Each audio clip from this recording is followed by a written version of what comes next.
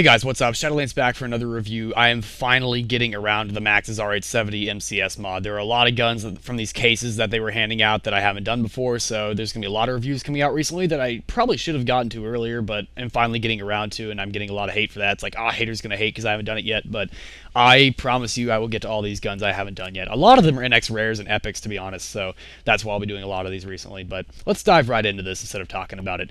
Stats are damage of 83. That's very high for a shotgun. That's like up there with the double barrel. I don't actually know the double barrel stats off the top of my head, but I know that is enough to one-shot kill to the back of a light or a medium vester at close enough range for a shotgun.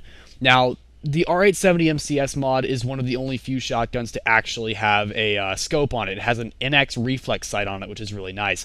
And as stupid as this may sound for a shotgun, it actually is very effective on the maxes because of the low recoil for the shotgun. You can actually spray in scope, and it will make your spread concise enough that you can aim your shots a little more accurately. Definitely helps if you want to try to, quote, quick scope with the gun if you can. And I've noticed that because it really makes the spread more, controllable, it makes it a little easier to use. Now, granted, the spread overall in the maxes is very, very small, so there's not a lot really to control, but looking at the rest of the stats, portability is 70. That's just above average. It's not particularly amazing, but it's far from being terrible, and it can certainly do competitive gameplay with that kind of portability. Run with it if you want to. It's not going to hurt you at all. At least, it really shouldn't. But rate of fire of 30, that's where this gun really comes and shines. In comparison with the damage, that is unbelievable. That's like a Remington 1187P on crack.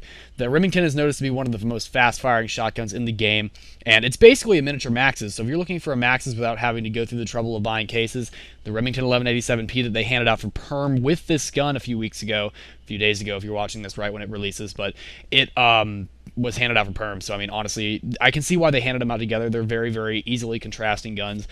They compare a lot, and there are a few things they contrast, and mostly in damage. The Maxes gets a massive increase in damage and gets the scope, and also I do believe a slight rate of fire increase. I believe the Remington is like a 27, 28.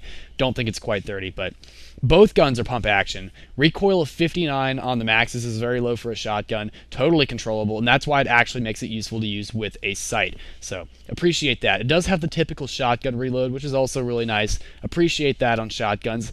The jackhammer is cool and it's unique, but I find it to be a pain in the butt sometimes. I actually really like the M1866 for the same reason, where you can have that shotgun style reload. I just find that to be cool. Now, another perk to this gun, if it didn't have enough perks already, the ammo capacity is 9 of 36, so you're looking at a lot of ammo. Overall, that's a huge amount of ammo, and it has the extra few shots per the magazine.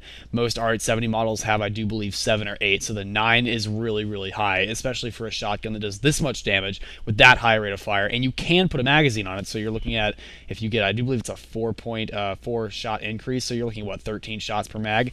That's absolutely crazy, so I mean, this gun is considered to be one of the most broken in the entire game. I honestly think, as a person who's worked with balancing game stuff before, that Nexon did not think this through when they were making it. The rate of fire is too high. It should be around that of a Kel-Tec, and the damage is fine. Honestly, I don't think the damage is the problem. I think it really is the rate of fire that really wrecks this gun. Now, I think they should have either picked the rate of fire or the damage to go with. Honestly, I think the damage would have been more effective. If they gave the damage drop, you can leave the damage fine as it is. It has very low damage drop off, especially for a shotgun. So if you just left the damage and the damage drop off where it is and just lowered the rate of fire, this gun would be perfectly fine. I don't think so many people will get mad about it.